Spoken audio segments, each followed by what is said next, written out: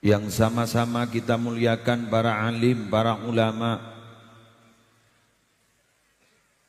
utamanya yang mulia Kiai Haji Ahmad Muwafiq, sarjana agama, yang insya Allah sebentar lagi akan memberikan irsyadat, wejangan-wejangan. Semoga beliau senantiasa sehat.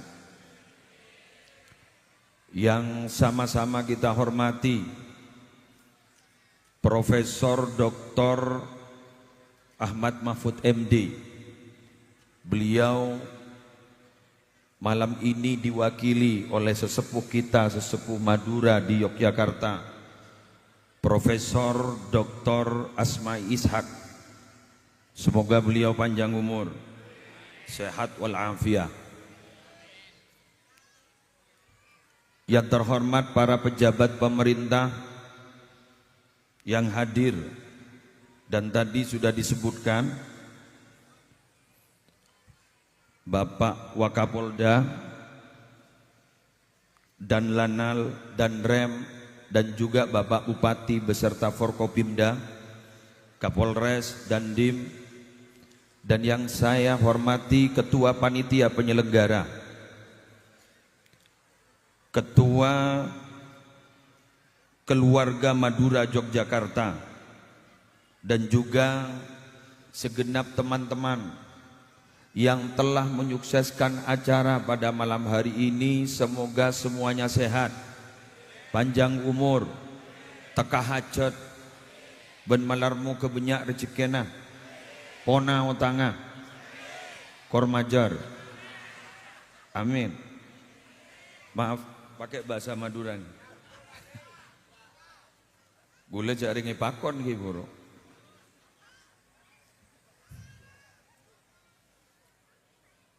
Yang sama-sama saya cinta sayangi, keluarga Madura yang ada di Yogyakarta. Alhamdulillah gula mangken hadir egak dinto Yogya rasa Madura.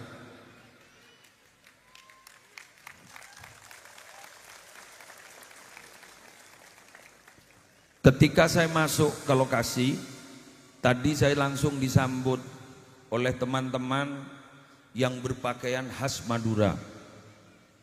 Sebagai laporan Pak Wakapolda, bahwa orang Madura itu jangan pernah diragukan kaosnya.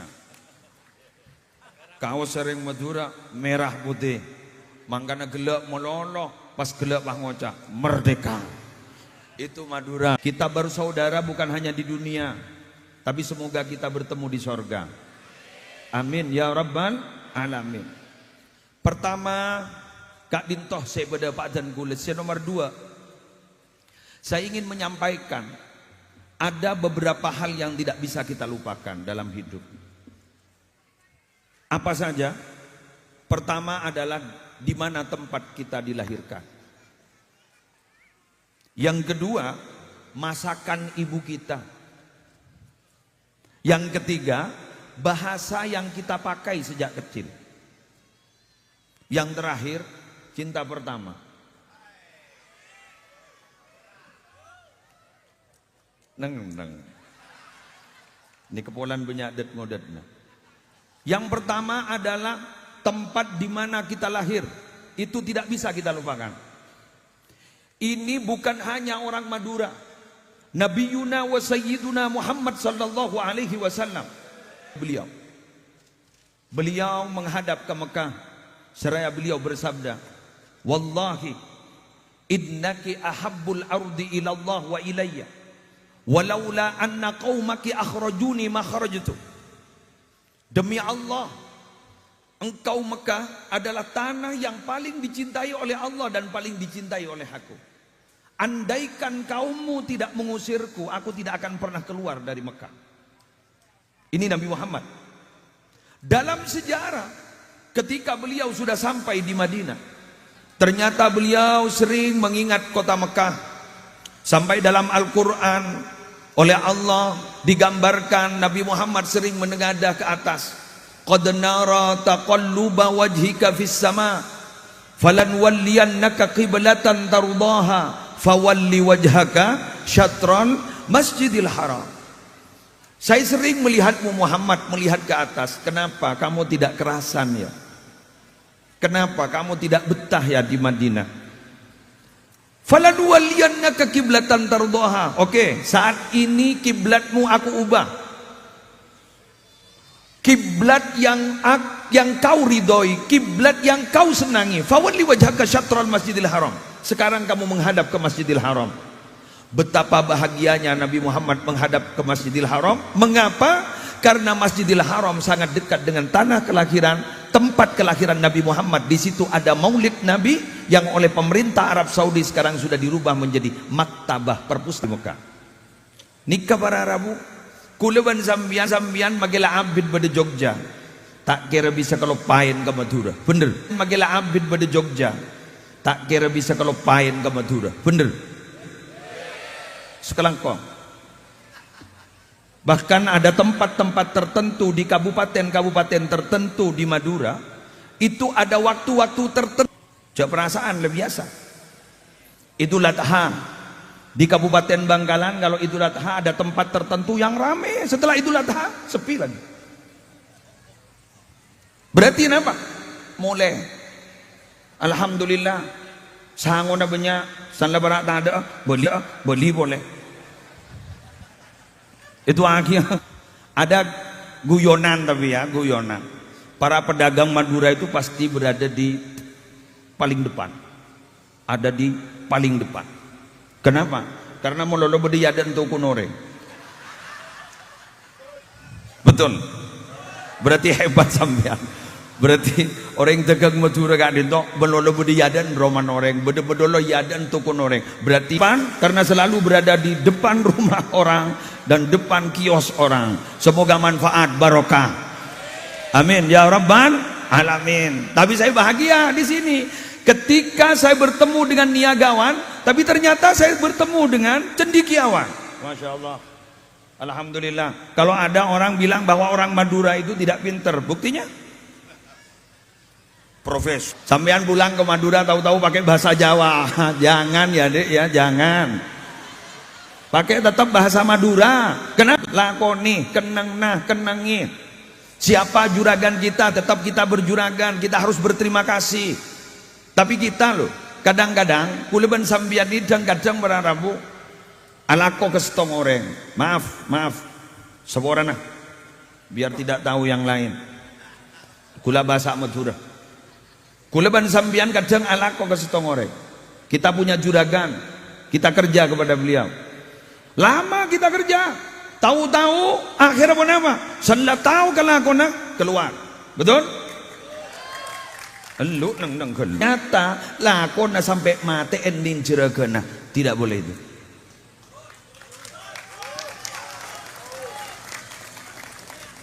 Banyak tak banyak? Kelangkong.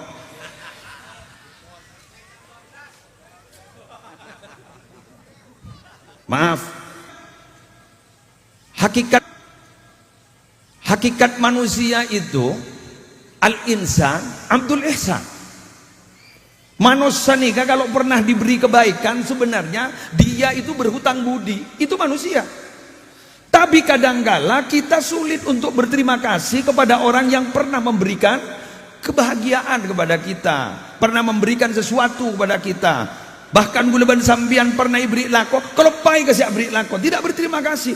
Padahal kita tahu Allah tidak menganggap kita itu bersyukur kepada Allah. Sampaikan pertama tadi, terima kasih saya diundang ke sini. Karena tanpa undangan Anda saya tidak bisa sampai ke Yogyakarta. Paling pun dalam jalanan.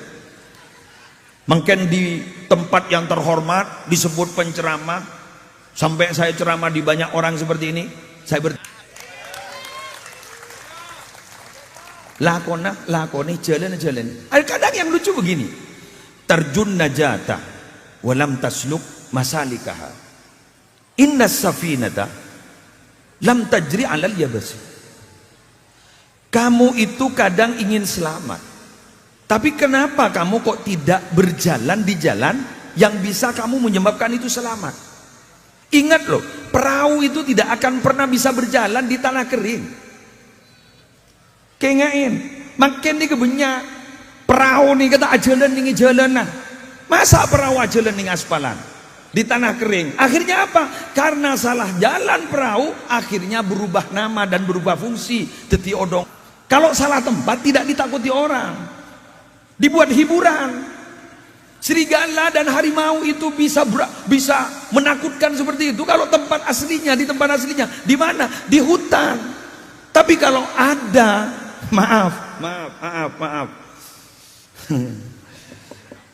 Aduh, tak tahu saya ngojak aku lah. Kula ban sampean ini kadang-kadang main to fotoan ben macan, jak macan teh kata kowe. Bener. Di mana itu? Kebun binatang. Terima kasih ibu-ibu. Kebun binatang itu harimau dan serigala salah tempat, sehingga tidak menyeramkan lagi. Karena apa? Karena salah tempat. Kita juga begitu. Kalau tidak profesional, wibawa kita hilang. Lakonin, kan begitu. Jalanin, kenengin. Itu orang Madura. Mun ki anya mak Madura, lakonin. Mun beniring Madura, lejak lakonin. Berarti Madura tak bate Madura. Allahumma sholli ala Muhammad. Seperti Anda sekarang, saya itu Ustaz, saya menjadi niagawan. Sekarang alhamdulillah saya sukses, punya toko saya 25 jam. Yang kemarin kan yang ngetren kan 24 jam kan? Ya karena dilarang akhirnya dirubah oleh orang Madura 25 jam. Oleh saudara-saudara kita. Kenapa 25 jam? Wong 24 jam dilarang, jadi 25 jam. Madura dilawan. Wong ada tulisan dilarang kencing di sini, ngirset ke di sana. Madura. Alhamdulillah, aduh lebur kata antretan. Madura, alhamdulillah tetap mongko. Masya Allah. Lanjut. Kibon. Mana Agus Muwafiq? Belum ada. Belum. Oh belum. Ya sudah, mari. Tidak ada tisu ya Pak.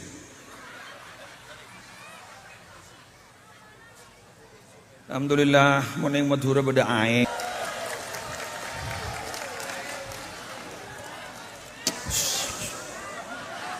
Ya kan lain tempat Pak. Madura Jogja kan jauh. Oh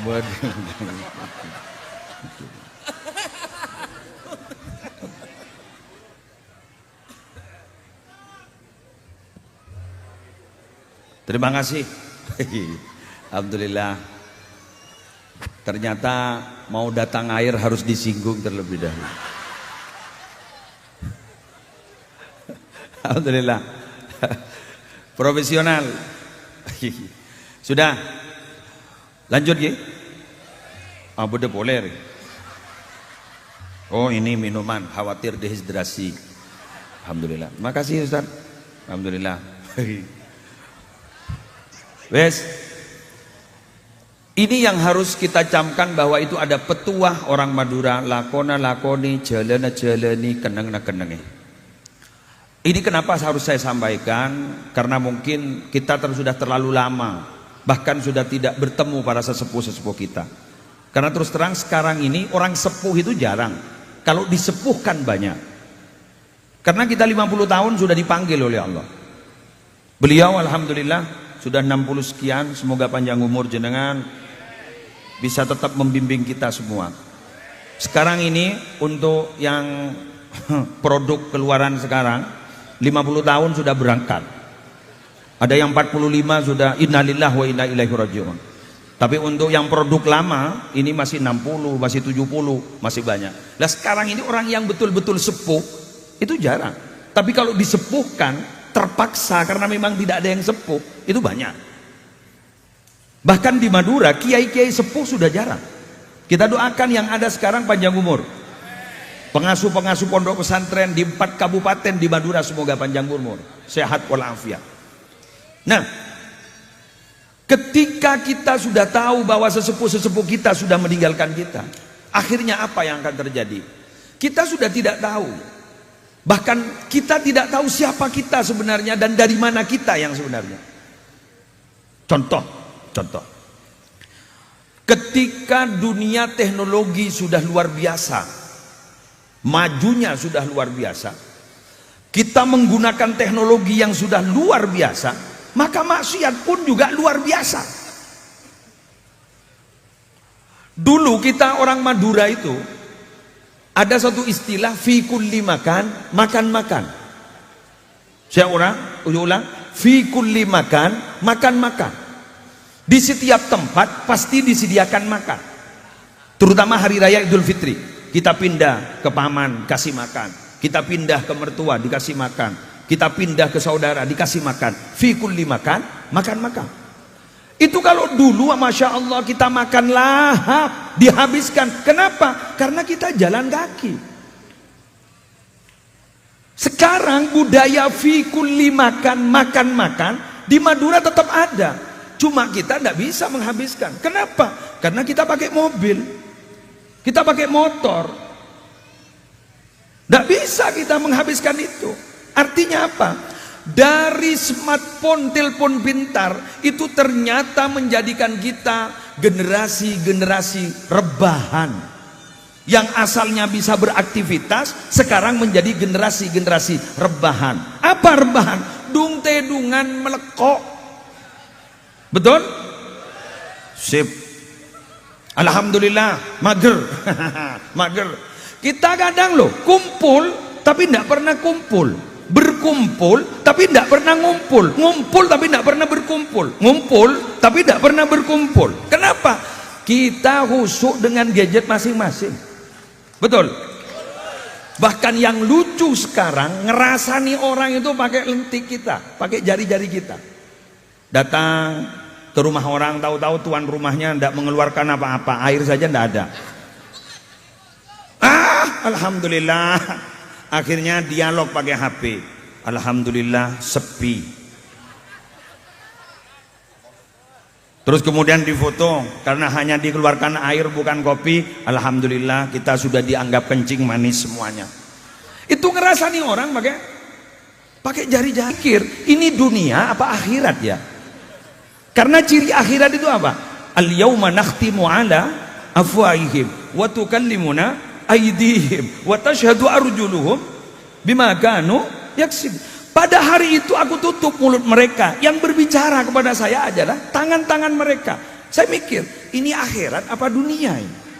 Karena yang berbicara kepada kita bukan mulut, bukan verbal, tapi yang berbicara kepada kita adalah jari-jari kita. Sehingga ulama terdahulu itu ternyata hebat. Dalam Kutubut Turos, kitab-kitab itu, kitab kuning kalau kita bilang, dalam Kutubut Turos ternyata sudah ada keterangan ngerasani orang pakai jari-jari tulisan itu sama dosanya dengan ngerasani orang pakai mulut. Itu dulu itu. Salah satunya di Syarah Sulamut Taufik, seperti di Is'adur Rafiq. Itu dulu disebutkan seperti itu. Ternyata terjadi di tahun 2025. Makanya banyak yai-yai Madura itu dulu doanya begini, tertak ke Jawa tahun 2000. Kok turut tulia mati tertak ke Jawa tahun 2000. Saya khawatir ada apa tahun 2000? Apakah ada perang? Ternyata tidak ada perang. Apa? Ya kesemrautan seperti ini. Saya ingat satu sejarah. Sejarahnya gubernur Irak dulu yang zalim namanya Hajjaj bin Yusuf As-Saqafi. Ketika mau didemo oleh masyarakat, akhirnya orang yang mau demo itu masih matur dulu kepada salah satu sahabat Nabi namanya Anas bin Malik. Bagaimana ini ya Mas? Kiai Anas gimana? Andainya Kiai, gimana ini Yai? Ini mau demo ini, gubernurnya kok kayak ini. Akhirnya apa kata Anas bin Malik? Isbiru. Fa innahu la ya'ti 'alaikum zamanun illa walladhi ba'dahu syarrun minhu hatta talqaw rabbakum sami'tuhu min nabiyyikum Muhammadin sallallahu alaihi wasallam. Apa kata beliau? Yang sabar ya, yang sabar. Karena zaman itu semakin akhir, berarti zaman itu akan semakin semraut. Mungkin Anda lihat semuanya sudah serba maju. Dulu panggung pakai videotron tidak ada. Tidak ada. Sekarang sudah pakai videotron. Sampean sudah tidak melihat saya, melihat gambar saya. Alhamdulillah sudah ada videotron. Sehingga sekarang gara-gara kemajuan, orang sudah tidak berpikir biaya hidup. Tapi yang dipikir adalah gaya hidup. Padahal semakin banyak gaya, semakin banyak biaya. Betul? Orang itu kalau mau pakai pakaian, itu tidak memakai kain, tapi pakai apa? Pakai merek. Pakai merek. Pakai merek. Jadi bedingan kui kain, kui merek. Betul? Oke, keruh apa sakit kayak lagi? Sek-sek. Halo ibu. Itu loh, suami sampean itu. Alhamdulillah. Miring pakai songkon. Kenapa? Karena ibu-ibu kalau memakai pakaian bukan kain, tapi apa? Merek. Saya ingin jelaskan malam ini. Biarlah tas kalian bukan tas bermerek, yang penting isinya bermerek. Lebih baik isi bermerek berkualitas daripada hanya tas berkualitas. Karena makin kentok casing yang berkualitas tapi isi tidak berkualitas. Kalau orang dulu isi berkualitas walaupun casingnya biasa-biasa saja.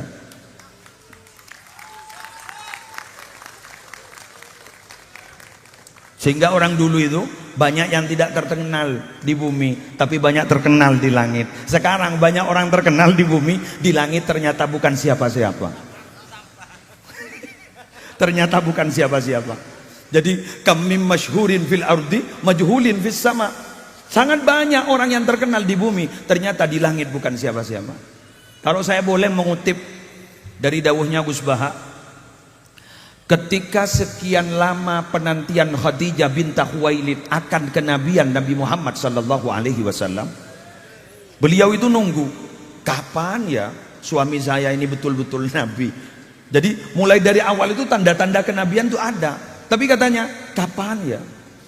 Suatu ketika, ceritanya Gus Baha, suatu ketika Sayyidatina Khadijah itu berada di tempat tinggi namanya Ma'la, sekarang jadi kubur beliau. Sedangkan Nabi Muhammad berada di Misfalah, di dataran rendah. Tahu-tahu ketika Nabi Muhammad dilihat oleh Sayyidatina Khadijah jalan kaki, tahu-tahu ada awan mengikuti di atasnya. Wal ghamama qad adhallat, bahwa awan itu mengikuti, menaungi Rasulullah sallallahu alaihi wasallam. Ketika ada tanda seperti itu, Nabi Muhammad gento pasarang Khadijah betul pahit habui. Nabi tang lakir. Nabi tang lakir. Berarti Nabi betul ini suami saya. Kenapa? Wal ghamama qad adhallat. Kata Gus Baha apa? Orang yang dekat kepada Allah itu salah satu tandanya adalah apa katanya? Alam bersahabat.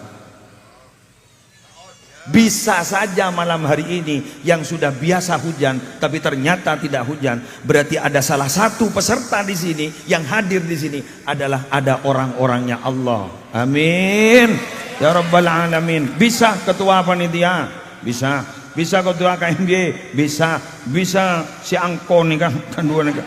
Alhamdulillah ngetek gula mulai kelak sangat besamkan. Gula gelo ikut pepe kok kemarin deh jangkut.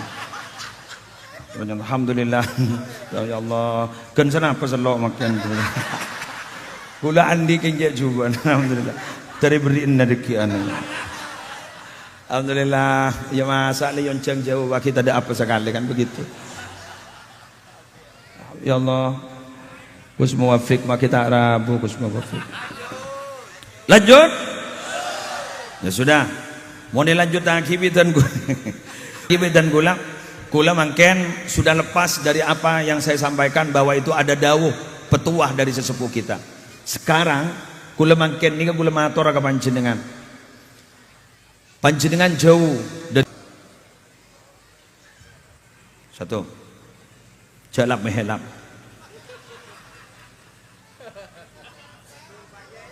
Jalap mehelap. Ja'ala masa depan. Katanya Abu Said Muhammad, siapa yang mengatakan saya sudah sampai, itu berarti dia masih belum berangkat. Satu. Dua. Tekuk nih. Aklul halal, makan yang halal-halal.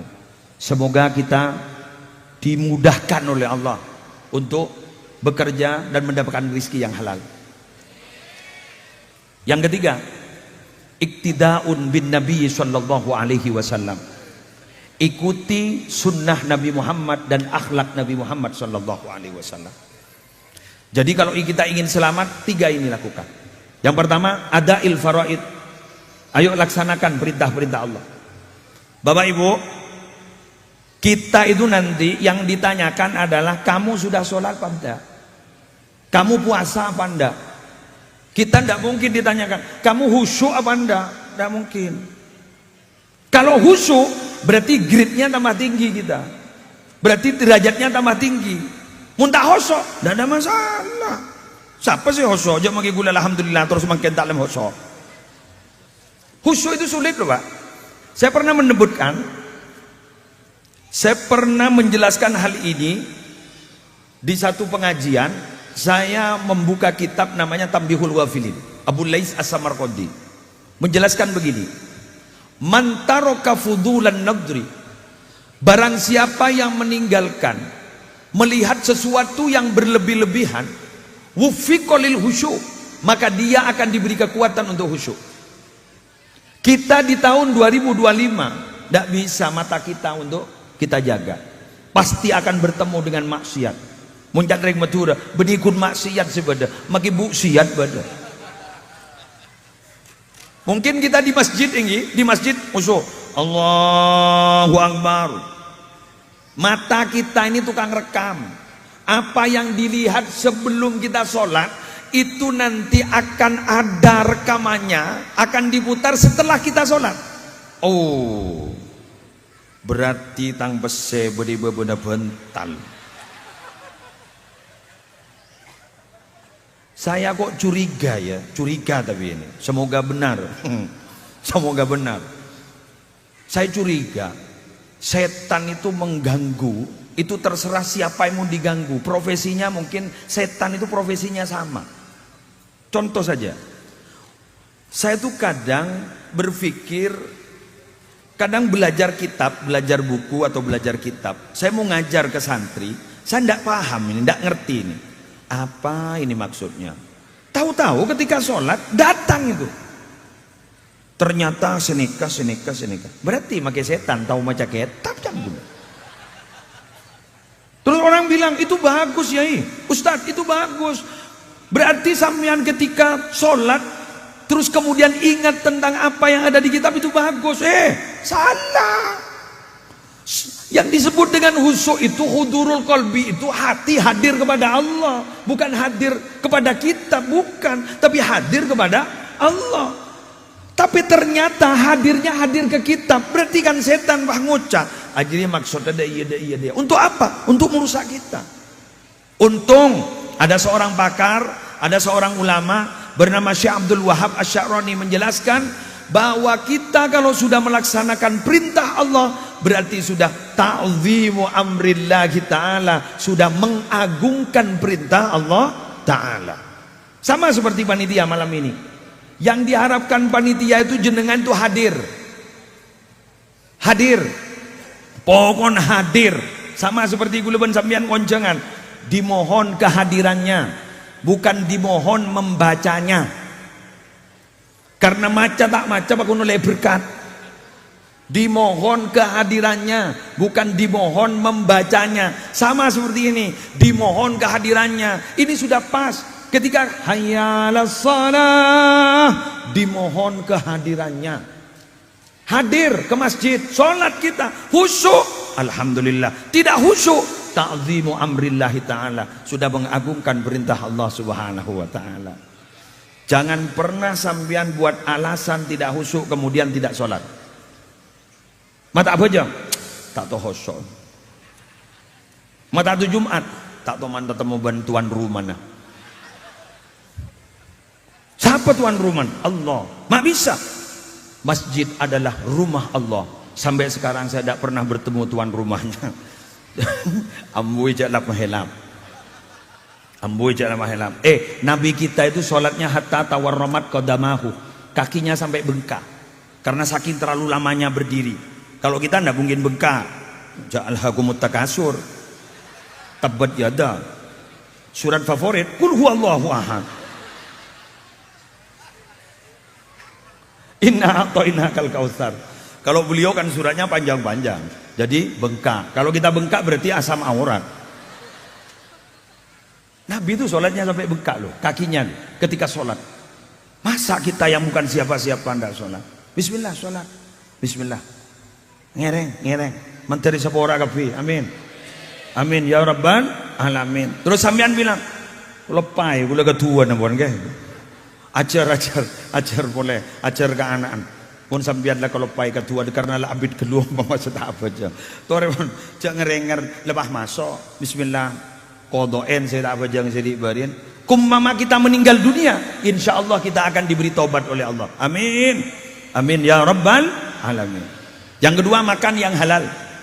Bapak Ibu, halal itu yang kita makan itu akan membawa pengaruh terhadap pekerjaan kita.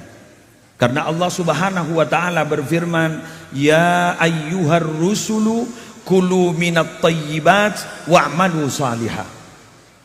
Wahai utusan-utusanku, kulu minat thayyibat, makan yang baik-baik, yang halal, yang bagus. Wa'malu salihah, kerjakan pekerjaan-pekerjaan yang bagus, yang saleh. Artinya apa? Makanan itu akan membawa dampak kepada pekerjaan kita. Jadi kalau kita senang memakan barang yang halal, maka pekerjaan kita insya Allah pekerjaan saleh. Dan ketika kita sering melakukan pekerjaan yang saleh, kita akan pasti ditutup umur kita ketika melakukan pekerjaan saleh. Namanya husnul khatimah. Sallallahu. Bersama-sama. Sallallahu alaihi wasallam. Sallallahu ala Muhammad. Sallallahu alaihi wasallam. Ya Nabi, ya Nabi, salam alaika. Ya Rasul, salam alaika. Ya Habib, salam alaika. Salawatullah alaika. Dua kali lagi. Sallallahu ala Muhammad. Allah sallallahu alaihi wasallam. Sallallahu ala Muhammad. Sallallahu alaihi wasallam. Ya Nabi, salam alaika. Ya Rasul, salam alaika. Ya Habib, salam alaika. Salawatu anta syamsun alaika. Anta syamsun anta badrun anta nurun fawqa. Yang hafal bersama-sama. Anta syamsun, anta syamsun, anta badrun, anta nurun fawqa nuri, anta lisirul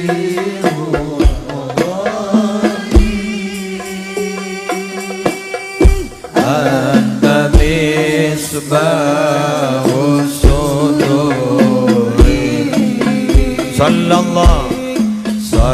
sallallahu ala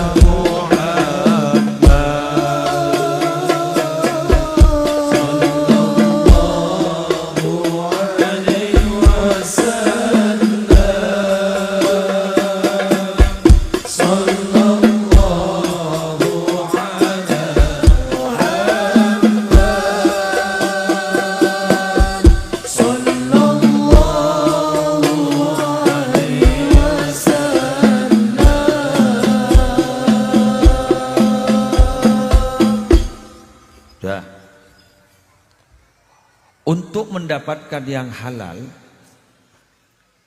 bagaimana kita berusaha? Maaf, bagaimana kita berusaha? Jangan pernah membanding-bandingkan rizki kita dengan rizki orang lain. Kula bon banbian lebur ading banding akhir rezekian kula ban rezekian orang lain. Nika insyaallah bakal ketemu bantunya seta halal. Mengapa? Tuntutan sudah lebih tinggi daripada tuntunan. Sementara tuntunan saat ini sudah dianggap tontonan. Kula benembian ngadin, todong kadang mulut tinggi tuntutan, makin pesen sere baca rapat. Betul? Sampai saat ini untuk kita merasakan bahwa kita takut kepada Allah, ini sudah semakin menipis.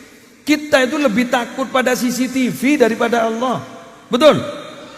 Coba kalau ada toko ini dipasang CCTV, aman. Tapi kalau sampean punya toko, tulis sih, takutlah kepada Allah dengan sebenar-benarnya takut. Insya Allah kecolongan.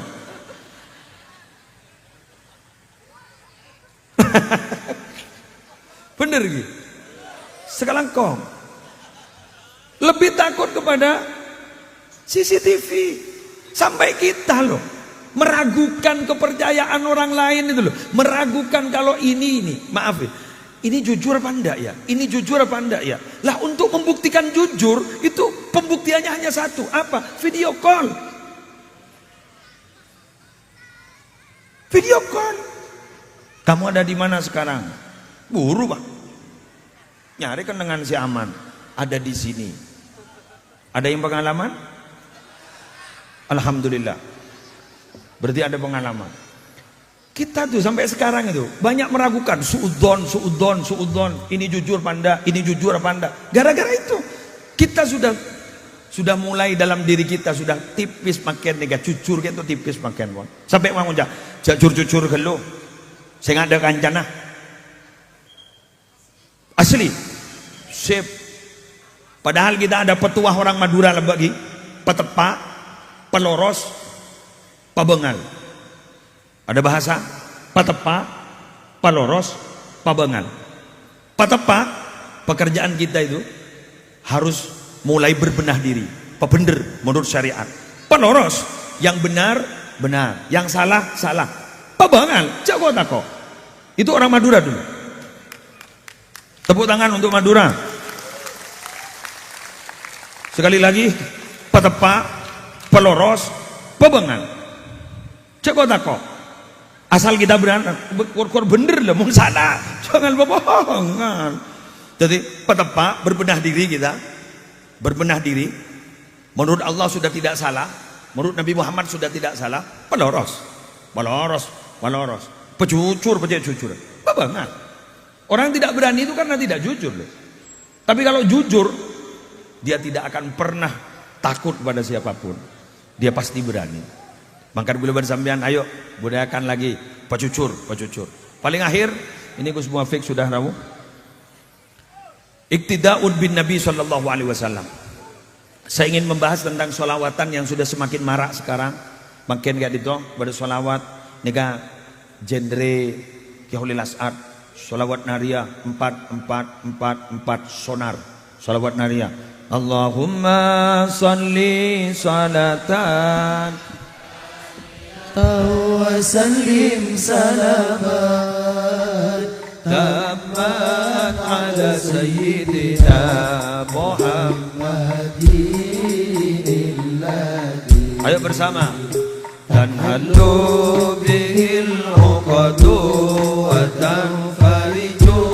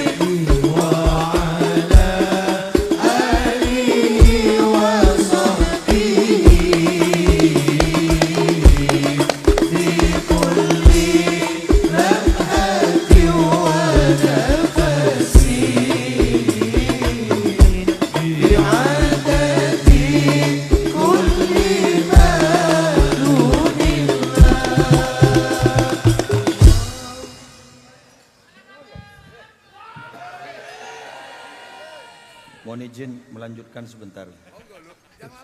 Ada.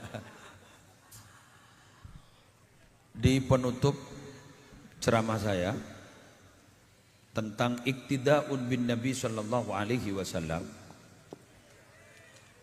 saya ingin mengungkapkan satu makalah dari seorang ulama. An-Nabiyyu sakanal Madinah. Nabi itu akhirnya pindah ke Madinah. Fasarat mahrusatan bil malaikah. Akhirnya Madinah itu dijaga oleh banyak-banyak malaikat.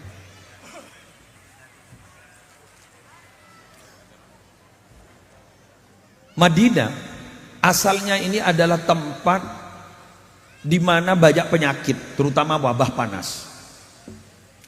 Madinah itu. Sampai Nabi Muhammad pernah berdoa, wangkul hummaha ilal Juhfah. Pindahkan penyakit panas itu ke Juhfah. Para sahabat ketika baru pindah ke Madinah merasakan bagaimana wabah panas itu. Sampai beliau banyak tidak betah, tidak kerasan di Madinah. Ingin kembali ke Mekah. Tapi karena ini adalah tugas dan ini adalah sebuah perjuangan, harus dilawan ini. Perasaan ingin kembali ke Mekah. Tapi ketika Nabi Muhammad pindah ke Madinah, sarat mahrusatan bil malaika. Akhirnya Madinah dijaga oleh Allah dengan banyak-banyak malaikat. Apa yang terjadi? Penyakit pindah ke Juhfah. Yang asal Madinah itu bukan tempat apa-apa, akhirnya menjadi tempat yang dimuliakan oleh Allah. Sampai beribadah di Madinah dilipat gandakan menjadi 1000. Apa kata ulama? Wa kaifa idza sakana qalbak? Bagaimana bila mana Nabi Muhammad itu ada dalam hatimu? Ketika Madinah yang tempat biasa-biasa ada Nabi Muhammad menjadi tempat mulia dan penyakit hilang, lari ke Juhfah. Bagaimana bila mana cinta kita kepada Nabi Muhammad bersemayam dalam hati kita? Akhirnya kata ulama, jasadun tamakkana hubbu Ahmad fi qalbihi tallahi annal arda la tublihi. Tubuh yang bila mana hatinya ada cinta kepada Nabi Muhammad, demi Allah tanah tidak akan berani menghancurkan tubuh itu bila mana dia sudah meninggal dunia. Semoga kita masuk dalam golongan itu. Dengan kita mengikuti apa yang disunnahkan dan kita sering baca sholawat, dengan bacaan-bacaan sholawat tadi semakin ada rasa cinta kita di hati kita kepada Nabi Muhammad, dan semoga kita kelak dikumpulkan dengan Nabi Muhammad di surga. Wallahul muwaffiq ila aqwamit thariq. Wassalamualaikum warahmatullahi wabarakatuh.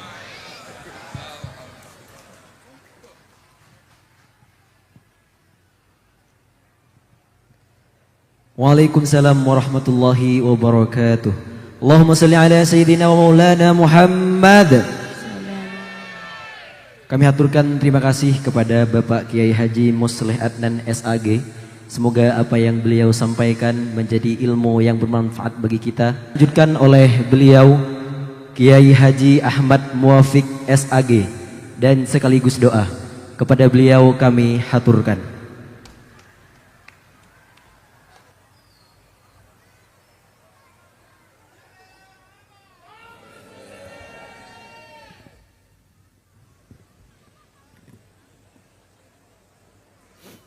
Assalamualaikum warahmatullahi wabarakatuh. Bismillahirrahmanirrahim. Bismillah, alhamdulillah, wassalatu wassalamu ala rasulillah Sayyidina Muhammad ibn Abdillah wa ala alihi wa ashabihi wa azwajihi wa dhurriyyatihi wa ahli baitihi wa man tabi'ahum bi ihsan ila yaumil qiyamah. Para alim, para ulama, para kiai, bil khusus Kiai Musleh Adnan yang saya hormati, seluruh jajaran ketua masyarakat Madura yang ada di Yogyakarta, para tamu undangan, ada Bapak Wakapolda, dari Danrem, dan masih banyak lagi tamu undangan yang hadir malam hari ini, para sesepuh, para hadirin wal hadirat yang berbahagia. Tadi sudah saya mendengar walaupun cuma sepotong tentang bagaimana mencintai Rasulullah Muhammad Sallallahu Alaihi Wasallam. Ini sesuatu yang harus selalu kita pegang sebagai bekal hidup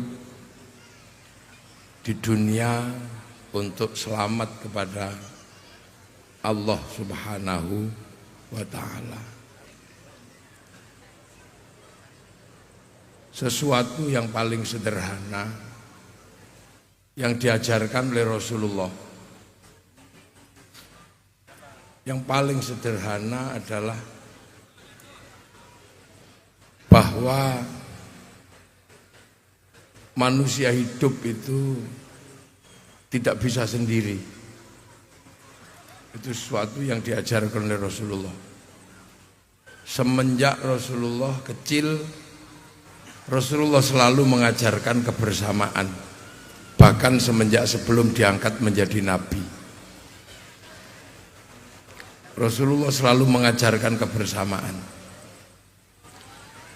Rasulullah selalu mengajarkan bagaimana hidup rukun, hidup bersatu, membersamai kehidupan dalam hati yang luas dan terbuka. Mulai dari peristiwa pengangkatan Hajar Aswad misalnya, Rasulullah selalu mengajarkan bagaimana kita bersatu. Bahkan ketika tadi disebut tentang masyarakat Madinah yang kebetulan dulu sering didiskusikan sebagai masyarakat Madani, dan kebetulan juga di Jogja ada tokoh Madura namanya Pak Malik Madani. Itu sebenarnya mengajarkan tentang persatuan, tentang kesatuan. Kenapa persatuan dan kesatuan itu nggak bisa dihindari? Karena ternyata manusia nggak bisa hidup sendiri. Manusia nggak bisa hidup sendiri itu kita lihat misalnya dari pelajaran bagaimana manusia makan. Itu di dalam Islam diajarkan berdoa Allahumma barik lana. Jadi itu pelajaran paling sederhana. Pelajaran bagaimana manusia tidak bisa pisah antar individu, antar suku dan antar bangsa. Itu tercermin dari sederhana ketika Rasulullah mengajarkan kita berdoa makan Allahumma barik lana. Kenapa makan itu bukan barik li? Padahal makan itu kita sereten ya sereten sendiri. Kenapa makan saja doanya barik lana? Karena makan yang kita masukkan ke dalam mulut itu melibatkan seisi dunia terlibat. Ketika kita makan nasi, satu piring nasi yang kita makan, di situ ada piring. Maka kita melibatkan pabrik piring. Yang kita nggak ngerti pabrik piring itu yang bikin Islam apa bukan Islam. Bahannya dari apa kita juga nggak pernah mikir. Yang penting bahwa setiap kita makan pasti ada terlibat pabrik piring. Saat kita makan nasi, kita semuanya tahu bahwa nasi itu ditanam di sawah. Kalau sawah itu tidak diatur oleh BPN dan agraria, maka bisa terjadi carok di mana-mana. Maka ketika berbicara sawah, kita berbicara tentang aturan agraria dan undang-undang pertanahan. Artinya apa? Peran negara. Ketika kita makan nasi, jelas di situ ada beras.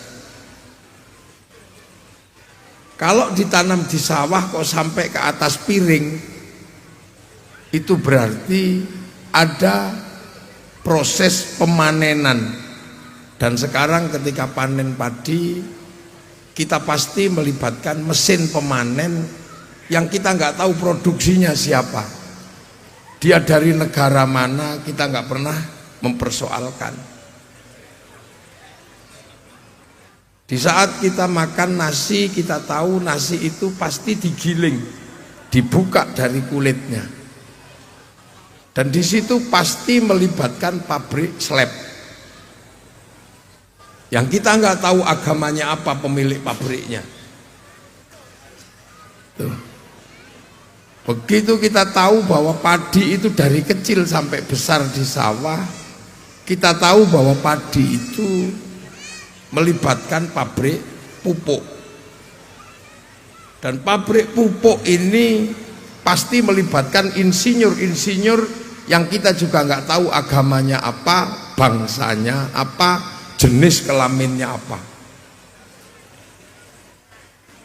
Terus kita makan nasi, dari beras menjadi nasi, kita semuanya tahu di situ ada keterlibatan pabrik kompor, ada keterlibatan pabrik rice cooker, ada keterlibatan pabrik panci, ada keterlibatan gas dan pertambangan. Yang di situ juga tidak lagi orang mempersoalkan pembuatnya agamanya apa, bangsanya apa, negara dan sukunya apa.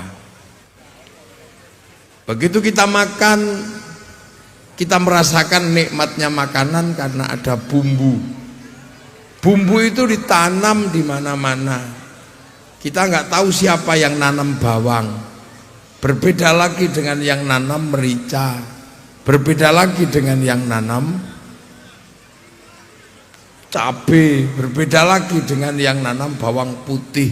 Kita juga nggak pernah mempersoalkan itu agamanya apa, sukunya apa, bangsanya apa.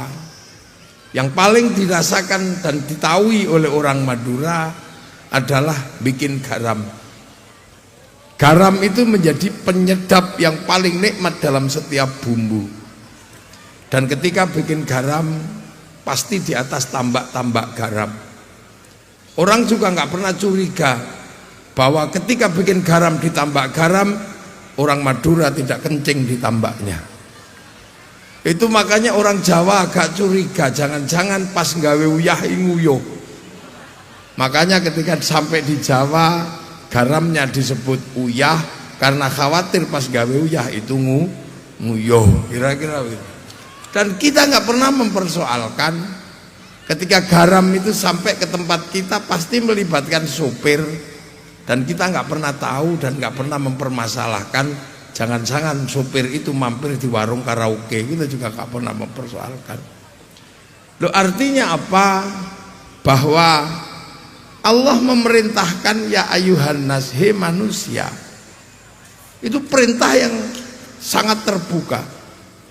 Inna khalaqnakum min dzakari wa unsa, aku bikin kalian laki-laki dan perempuan. Di situ tidak ada negosiasi, tidak ada tawar-menawar. Kenapa lahir laki-laki dan lahir perempuan? Maka tidak selayaknya laki-laki merasa bangga sebagai laki-laki dengan menindas perempuan, atau sebaliknya laki-laki merasa bangga dan bisa menindas perempuan bisa menindas laki-laki. Manusia lahir juga tidak sengaja, karena kita tidak pernah terlahir dengan negosiasi jadi manusia untuk tidak mau menjadi kambing atau sapi. Kelahiran adalah sesuatu yang tidak bisa dinegosiasikan. Jadi laki-laki dan perempuan juga tidak bisa dinegosiasikan. Makanya ketika menjadi suku adalah bukan sesuatu yang bisa kita pilih. Aku mau lahir dari suku Madura, aku mau lahir dari suku Jawa, aku mau lahir dari bangsa Arab, aku mau lahir dari bangsa Cina, aku mau lahir. Tidak ada satupun yang bisa menegosiasikan. Maka Allah hanya memerintah lita'arofu, agar kalian saling pengertian. Makanya kita kadang orang mempersoalkan suku, mempersoalkan bangsa, itu adalah sesuatu yang sebenarnya bukan karena kesengajaan. Itu adalah Allah yang ngatur, maka semuanya harus dalam tahap saling pengertian. Makanya manusia ketika beragama pun Rasulullah hanya menyatakan yang paling sederhana, mayyuridillahu bihi khairan yufaqihu fiddin. Siapa yang dikehendaki menjadi baik oleh Allah, dikasih ngerti urusan agama. Khaironnya nakiroh. Kalau dalam ilmu nahwu, khairon itu kalau nakiroh maknanya khairon kamilan, kebaikan yang sempurna. Baik yang sempurna bukan milik manusia, itu milik Allah. Tapi kalau manusia sempurna pasti bukan karena sendiri. Kalau kebaikan hanya milik Allah yang sempurna, maka manusia kalau baik pasti tidak sempurna. Makanya sering saya contohkan dalam setiap pengajian, saya katakan bahwa pengajian ini baik. Kalau di prosentase pengajian ini baik dengan prosentase matematis, maka siapa yang paling baik? Yang paling baik dan terlihat baik pasti adalah kiainya. Kalau pengajian ini baik, maka yang berhak mendapat prosentase terbaik adalah kiainya. Dan itu pasti saya sama Kiai Muslih.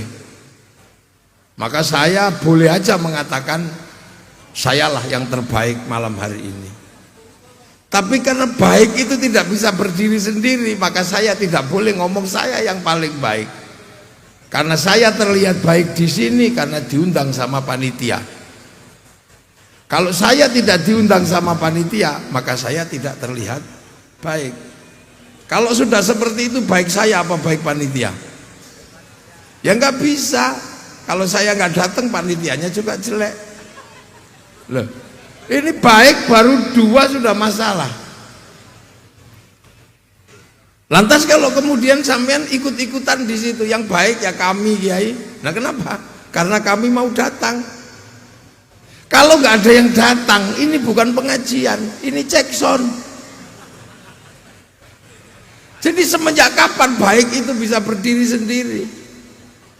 Kalau yang ikut-ikutan kemudian tukang sound, bisa jadi masalah. Yang baik ya saya Kiai, kata tukang sound. Loh kok bisa? Ya karena soundnya nggak tak matiin. Kalau soundnya tak matiin udah bubar ini pengajian. Tapi kata panitia, lah kalau soundnya kamu matiin ya tak bayar kamu. Coba pernah nggak bisa berdiri sendiri yang namanya kebaikan.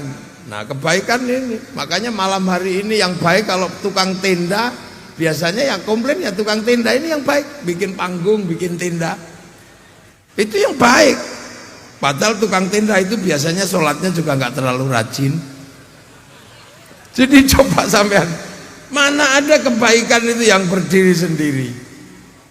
Makanya orang baik itu tidak boleh sombong, karena kebaikannya nggak pernah sendiri.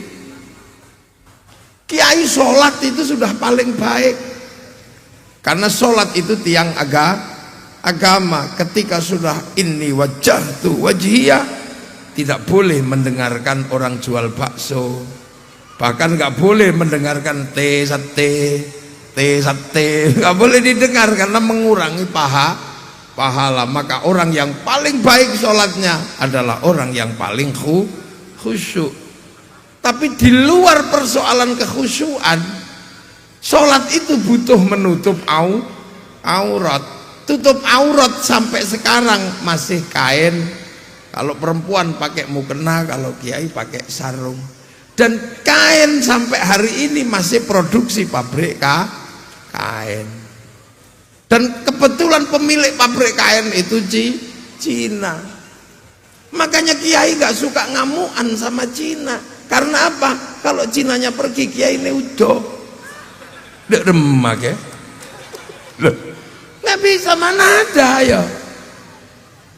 Kiai mau sholat wudhu sampai was-was dikit diulang, saking khawatirnya wudhunya tidak sah. Tapi Kiai nggak boleh lupa, wudhu air oleh Kiai, tapi yang buat sanyo, pipa sama kran mas pion. Apakah kemudian Kiai akan ngamuan sama pabrik? Kalau ngamuan sama pabrik, kalau di Jawa kembali bikin padasan. Ayo, lu ini dunia. Sampean haji, orang Madura cita-citanya adalah haji, makanya tukang cukur juga bisa haji. Makanya orang Madura itu karena pengen haji, percaya sama Allah sampai nekat jual bensin di depan pom. Bahkan masih nekat jual makanan, toko, bikin toko di depan Indomaret. Ya, nah ini karena apa? Pengen haji. Tapi begitu orang Madura pergi haji, semuanya setor uangnya ke bank. Karena apa? Karena tidak ada pilot mau menerima ONH. Makanya jarang, bahkan mungkin sangat sedikit kiai yang kemudian tegas mengatakan bank haram. Karena begitu bank sampean haramkan, sampean nggak bisa pergi haji. Baca Quran juga karena bank. Karena percetakan Quran utang bank sebelum dibeli oleh negara. Begitu sampean pergi haji, diurus sama bandara. Yang menghantarkan bisa diurus sama kebun binatang. Tapi yang pergi pasti diurus sama pesawat karena harus berangkat ke Makkah atau ke Madinah. Begitu diberangkatkan oleh pesawat, sampean diurus sama orang Yahudi yang bisa bikin pesawat. Makanya kalau ada yang bilang bunuh semua Yahudi, hancurkan, kita siap-siap haji berenang dari Sampang. Inilah yang namanya hidup yang tidak bisa memilih. Allah hanya menyuruh, sudahlah kamu saling pengertian. Makanya kalau belakangan dikit-dikit, termasuk di Madura ada yang suka marah-marah, di Jawa ada yang suka marah-marah, itu biasanya ustadz kiai freelance itu biasanya yang nggak ada umatnya cuman subscribe itu. Nah ini hidup. Makanya ketika Rasulullah hidup tidak bisa menghindari perbedaan suku, perbedaan bangsa dan perbedaan agama. Itu terjadi di Madinah. Ada Banu Qunaiqah, ada Banu Nadir, ada Banu Quraidah. Sukunya banyak, bangsanya banyak, tidak bisa memilih. Rasulullah hanya menyatakan apa? Kullukum ra'in wa kullukum mas'ulun an ra'iyatih. Hiduplah kalian sebagai para pemimpin, karena kalian semua adalah para pemimpin, dan hiduplah saling bertanggung jawab antara yang mimpin dan yang dipimpin. Konsep hidup bersama antara yang mimpin dan yang dipimpin saling bertanggung jawab dalam bahasa Rasulullah adalah ra'iyah. Ra'iyah adalah hidup berbeda suku, beda bangsa, beda agama, tapi saling bertanggung jawab, saling mengerti, saling memahami. Konsep ra'iyah itu diberlakukan di Indonesia menjadi rakyat. Dan satu-satunya bangsa muslim terbesar dunia yang bisa menggunakan konsep ra'iyah untuk warga bangsanya hanya Muslim Indonesia. Artinya kalau berbicara tentang sunnah, kita negara paling sunnah. Makanya ketika sudah mengikuti konsep ra'iyah, tidak ada lagi saling menonjolkan suku, saling menonjolkan agama, saling menonjolkan bangsa. Kita bisa mimpin dan bisa dipimpin. Pemimpin kita bisa jadi agamanya berbeda dengan kita, dan kita bisa jadi pemimpin yang memimpin orang yang berbeda agama dengan kita. Itulah namanya ra'iyah. Makanya dengan konsep ra'iyah yang dibawa oleh para wali, para ulama dulu membawa Islam ke Nusantara, termasuk ke Madura, maka kemudian hilanglah yang namanya akulah suku terbaik, akulah bangsa terbaik, akulah nenek moyang terbaik, hilang karena mengikuti konsep ro'iyahnya Rasulullah. Yang kawulo akhirnya bisa pidato berdiri dengan kulo. Yang tadinya hamba sahaya bisa berdiri berpidato saya. Yang tadinya abdi bisa pidato dengan abdimah. Yang tadinya khusus para dewa yang disebut pukulun menjadi panggilan orang biasa yang namanya ulun di Banjarmasin. Maka konsep ra'iyah tidak bisa lagi menerima orang yang mengagung-agungkan suku, mengagung-agungkan keturunan, mengagung-agungkan masa lalu. Karena ra'iyah inilah yang menyelamatkan kita dari perbedaan suku dan bangsa. Itu terjadi kenapa? Karena para ulama ketika datang ke Nusantara memang menghadapi situasi yang lebih rumit daripada situasi di Arab.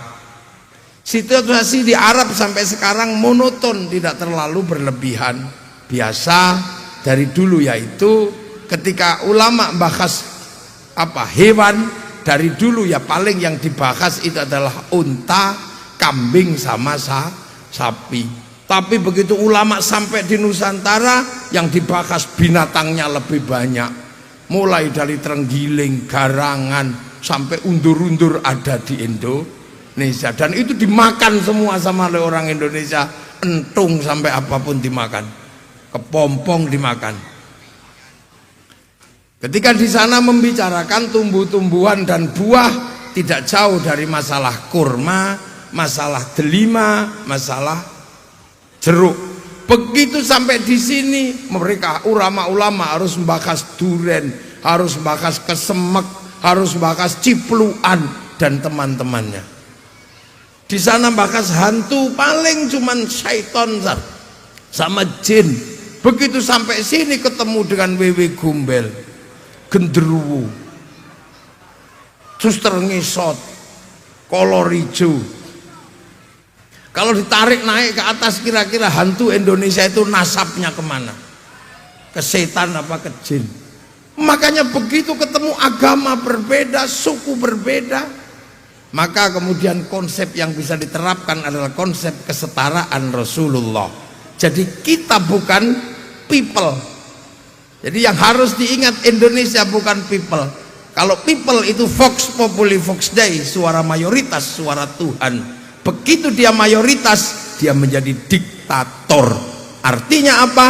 Menjadi diktator mayoritas. Makanya Ikhwanul Muslimin sama khilafah tidak cocok di negeri ra'iyah Indonesia. Kita juga bukan komunis. Kalau komunis itu proletar. Begitu dia banyak diktator proletariat, maka komunis tidak cocok hidup di negeri ra'iyah. Dan kita satu-satunya bangsa muslim yang bisa pakai konsep ra'iyah atau rakyat. Ini catat ini. Makanya ra'iyah itu kalau ngumpul bersama namanya musyarakah. Apa itu musyarakah? Persekutuan yang saling melengkapi antara ra'iyah. Saling melengkapi. Kita membangun masjid yang melengkapi adalah pabrik. Kita pergi haji yang melengkapi bank. Kita pergi haji yang melengkapi macam-macam. Dan itu harus ketemu. Kiai ngantuk, ternyata yang nyiapkan rokok gudang garam itu Cina, Jarum, Sampurna. Ketika kita mau ngaji, yang mempersiapkan mobil adalah orang Jepang. Ketika kita mau komunikasi antar bangsa, antar negara, antar individu, yang memfasilitasi adalah Samsung. Ketika sampean bikin terbangan seperti ini, yang menyiapkan kulitnya adalah pedagang kambing, bukan pedagang sapi. Ketika kita bikin pengajian, yang menyiapkan soundnya adalah bakul sound. Macam-macam ini hidup dalam kesepakatan yang namanya musyarakah. Makanya jadi ulama tidak boleh kemudian semena-mena, selalu anti ini, dikit-dikit musyrik, dikit-dikit kafir, dikit-dikit bid'ah. Karena musyarakah adalah konsep kerukunan yang saling melengkapi antar ra'iyah yang berbeda-beda. Itu. Makanya itu. Nah, kalau kemudian kita mau bikin konsensus bersama, untuk apa? Membangun kebersamaan. Yang kita pakai adalah wasyawirhum fil amri, bermusyawarahlah dalam segala urusan. Maka istilah musyawarah masuk ke negeri ra'iyah yang tadinya tidak dikenal di Nusantara. Musyawarah inilah yang akhirnya membentuk lembaga tertinggi negara, Majelis Permusyawaratan Rakyat. Membentuk lembaga-lembaga kecil yang mewakili pada tingkatannya masing-masing. Ketika pada tingkatannya masing-masing, Anda tidak perlu berpikir suku apa. Pengen jadi kepala desa, tidak usah mikir kamu laki-laki apa perempuan, tidak usah mikir kamu dari suku apa. Daftar kepada panitia, setelah itu serahkan kepada pemilih. Anda mau maju menjadi bupati, tidak ada yang mempersoalkan kamu jenis kelaminnya apa, sukumu apa, agamamu apa. Daftar persyaratannya dipenuhi, kepada KPU pasti didaftar. Anda pengen jadi DPR, silahkan daftar kepada KPU, tidak ada yang mempersoalkan. Itulah enaknya Indonesia. Sehingga siapa? Anak petani tetap bisa menjadi DPR, anak buruh bisa menjadi bupati, anak tukang cukur bisa menjadi bupati, anak bakul sate bisa menjadi DPR. Yang penting daftar ke lembaga perwakilan. Itu sudah menangnya Indonesia. Makanya sampean yang orang Madura nggak usah kecil hati. Saya Madura, ini gimana ini? Sampean pondokkan anak. Begitu anak sampean pinter jadi kiai, nggak ada yang nanya itu anak siapa. Itulah Indonesia. Makanya orang-orang yang sampai hari ini masih selalu mengatakan kamilah yang terbaik, kamilah, pasti menjadi persoalan dan masalah di negeri yang beradaptasi dengan konsep Rasulullah Muhammad Sallallahu Alaihi Wasallam. Itulah konsepnya musyawarah. Setelah itu bebas, terserah rakyat yang memilih. Kalau kalian punya pilihan, pilih. Dan kalian kalau punya kekuatan, kuat, tunjukkan. Silahkan, bebas siapapun memilih siapa. Kalau tidak punya pemilih yang cukup banyak, beli. Itu ada yang seperti itu loh. Nah, karena yang nata dulu ini semuanya adalah para wali. Hati-hati ini. Yang menata ini semua adalah para wali, wali-wali Allah. Maka daerah konsep ra'iyah yang dipakai, teritori daerahnya disebut wilayah. Makanya Indonesia mengenal konsep wilayah. Karena apa? Yang menata ini semua adalah para wali, dan itu yang pasti adalah wali songo. Bukan wali-wali yang baru datang, bukan. Itu adalah wali songo yang menata konsep wilayah. Makanya dengan konsep wilayah inilah persatuan antara ra'iyah dalam musyarakah, dalam musyawarah membentuk apa? NKRI, Negara Kesatuan Republik Indonesia. Dan hasilnya kita bisa lihat, Arab satu bangsa pecah puluhan negara, Cina satu bangsa pecah puluhan negara, Afrika satu bangsa pecah puluhan negara, tapi kita puluhan suku bangsa agama mampu bersatu dalam satu negara kesatuan Republik Indonesia. Makanya landasan kita pakai Pancasila, tertinggi tetap Tuhan, gak ada yang mengalahkan Tuhan. Makanya nomor satu tetap ketuhanan, tidak bisa digeser dengan kondisi apapun. Bahkan demi ketuhanan kita berperang berkali-kali. Untuk apa? Tetap menjaga nilai-nilai yang tertinggi adalah ketuhanan. Setelah urusan ketuhanan yang paling tinggi, yang kedua adalah urusan karena dunia dan seisinya ini ada dalam proses hidup karena ada manusia. Kenapa ada mobil? Karena manusia pengen cepat. Kenapa ada jalan? Karena manusia naik mobil. Kenapa ada semuanya? Semuanya ada karena apa? Ada manusia. Manusia melahirkan pabrik pempes. Manusia duduk melahirkan pabrik kursi. Manusia mendengar melahirkan pabrik sound. Manusia pengen makan melahirkan pabrik Indomie. Dunia berputar karena manusia.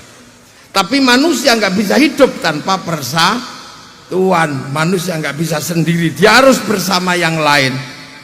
Manusia ngaji keringetan harus rukun bersama pabrik tisu. Ketika kita minum harus rukun dengan pabrik gula dan macam-macam. Makanya konsep hidup tentang persatuan hanya bisa terjadi kalau manusia saling menghargai, manusia saling punya sikap setara. Makanya yang bisa menopang persatuan adalah kerakyatan. Hidup berbeda-beda tapi kalian harus saling tanggung jawab. Tapi orang punya sikap hidup saling menghargai dalam konsep ra'iyah tidak mudah, butuh hati yang luas dan hati yang jernih. Hati yang luas dan hati yang jernih untuk bisa menerima perbedaan adalah hati yang berisi nilai-nilai ketuhanan, terpancar oleh nilai ketuhanan. Hati yang seperti itu adalah hati yang penuh hikmah. Makanya kerakyatan hanya bisa dipimpin oleh hikmah. Dan hikmah ini ada di Indonesia. Dan kalau kita jadi pemimpin, seandainya kita ini adalah orang Bantul hari ini, seorang presiden dari seorang bupati Bantul dari Imogiri misalnya, tidak boleh hanya memperhatikan Imogiri. Kalau hanya memperhatikan Imogiri namanya bijaksini. Dia harus bijaksana. Gubernur Jawa Timur dari kota Surabaya harus memperhatikan seluruh wilayah. Presiden Indonesia dari Jakarta, kalau cuman Jakarta yang perhatikan namanya bijaksini. Tapi kita tidak boleh, kita harus bijaksana. Dan itu tidak boleh berlaku sendiri, harus dimusyawarahkan.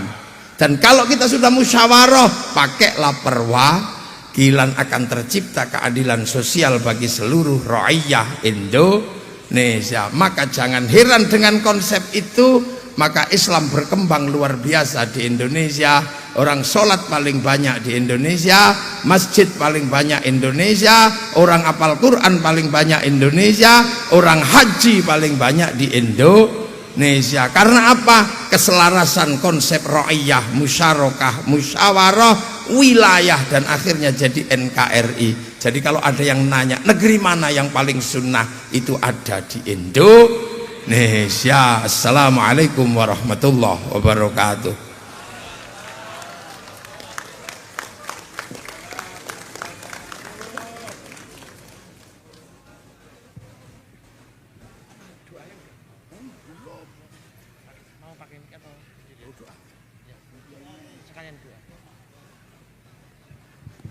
Bismillahirrahmanirrahim. Alhamdulillahirabbil alamin. Hamdan na'imin, hamdan syakirin, hamdan yuwafi ni'amahu wa yukafi'u mazidah. Ya Rabbana lakal hamdu kama yanbaghi li jalali wajhikal karimi wa 'azimi sultanik. Allahumma iftah alaina futuhal 'arifin hikmatika wa ansurna rahmatak wa dzakkirna ma nasina billahi.